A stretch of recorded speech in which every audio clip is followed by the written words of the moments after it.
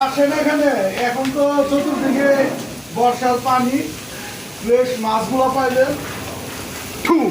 এই যে চিংড়ি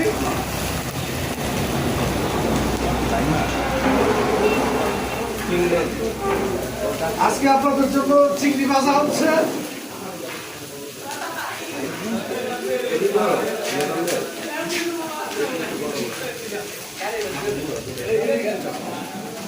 এই তো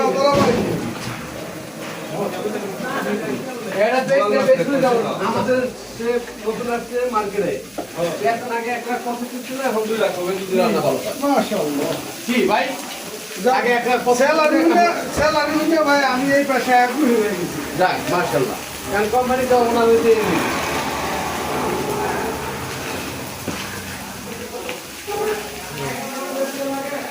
ভাই